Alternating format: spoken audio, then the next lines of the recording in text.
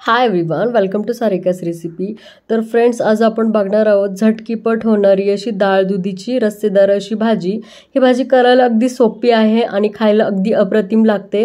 तर चला तर आपण रेसिपीला सुरुवात करूयात। तिथे बघा, एक मी मीडियम साईजचा दुधी घेतलाय, त्याची मी साल काढून घेतले, त्याला बारीक तुकड्यांमध्ये कट करून घेतले। इथे तुम्ही दुधी भोपळ्याचे तुम्हाला आवडेल तसे त्या आकारामध्ये तुम्ही तुकडे कट करून घेऊ शकता। आता गॅसवरती एक कढई गरम करायला ठेवायची। कढई गरम झाली की त्यामध्ये 2 ते 3 चमचे तेल टाकून घ्यायचंय। तेल छान असं गरम झालं की त्यामध्ये 2 चिमूट हिंग टाकायचं आहे। आता यामध्ये आपल्याला एक छोटा चमचा मोहरी टाकायची आहे। आता मोहरी छान तडतडली की आता यामध्ये एक अर्धा चमचा जिरं टाकायचं आहे। आता जिरं मोहरी छान तडतडली की त्यामध्ये आता आपल्याला बारीक चिरून घेतलेला कढीपत्त्याचे पानं टाकायचे। बघा, जिरं मोहरी कढीपत्ता छान असं ह्याची फोडणी बसली। आता यामध्ये एक बारीक चिरून घेतलेला कांदा टाकायचा आहे।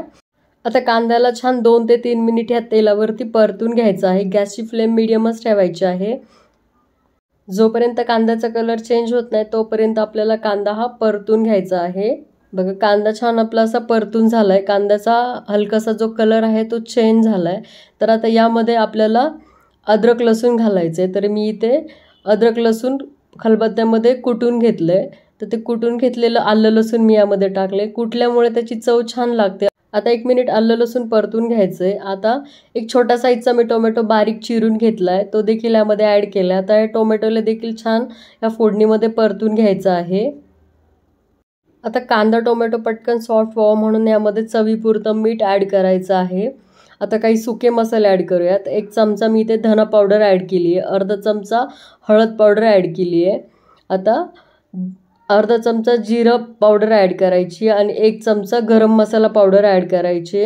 आणि तुमच्या तिखटपणानुसार तुम्ही तुमच्या आवडीनुसार इथं लाल तिखट ऍड करू शकता। हे साठवणीतलं लाल तिखट आहे घरचं, हे मी 1 चमचा लाल तिखट घातलंय। तर आता याला छान असं परतून घ्यायचं। आता हे मसाले छान परतावेत म्हणून यामध्ये अगदी थोडंसं पाणी ऍड करायचंय। तर बघा, मी या चमच्यामध्ये पाणी घेतले, एवढंच पाण्यामध्ये हा मसाला आपल्याला छान असा शिजवून घ्यायचा आहे। आता गॅसची फ्लेम स्लो ठेवायची आणि स्लो फ्लेमवरती हे छान मसाला भाजून घ्यायचा आहे। बघा, आपला मसाला छान असा परतून झाला। आता यामध्ये कोथिंबीर ऍड करायची आहे। कोथिंबीरला देखील 2 ते 3 मिनिट छान तेलावरती असं परतून घ्यायचं आहे।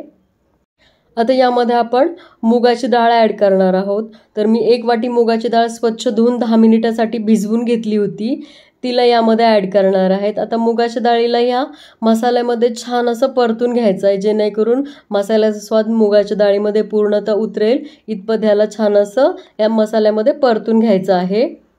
मूग डाळ छान मसाल्यात परतले गेली आहे।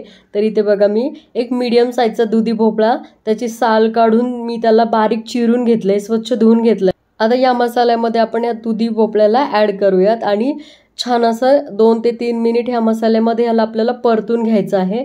दुधी भोपळ्याला खूप स्वतःचं पाणी असतं, म्हणजे त्याच्यामध्ये खूप सारं मॉइश्चर असतं, त्याच्यामुळे यामध्ये लगेच आपल्याला पाणी नाही घालायचं। अगदी 3 ते 4 मिनिट स्लो फ्लेमवरती गॅसच्या ह्याला परतून घ्यायचं आहे, जेणेकरून सगळ्या मसाल्याचे फ्लेवर ह्या भोपळ्यामध्ये उतरतील आणि याची चव खूप छान वाढेल।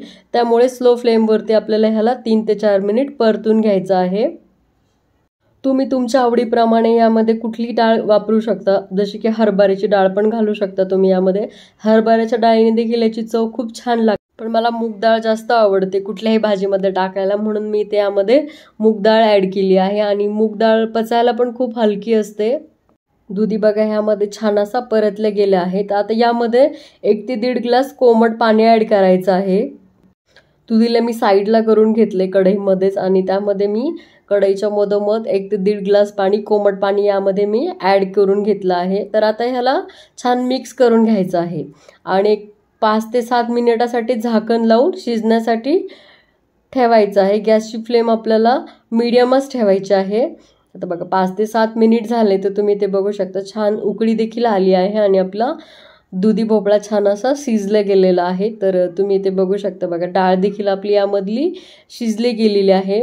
मूग डाळ पटकन शिजते, त्याच्यामुळे ह्याला 5 ते 7 मिनिट खूप होतात शिजण्यासाठी। आणि आपण भोपळ्याचे जे तुकडे आहेत ना, ते खूप बारीक केले होते, त्याच्यामुळे हे पटकन शिजले जातात। तर तयार झाली आपली डाळ दुधीची रस्सेदार अशी भाजी. तर आता गॅसची फ्लेम बंद करूयात.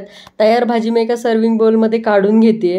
तर फ्रेंड्स, कशी वाटली आजची ही रेसिपी आवडली असेल तर व्हिडिओला लाईक करा.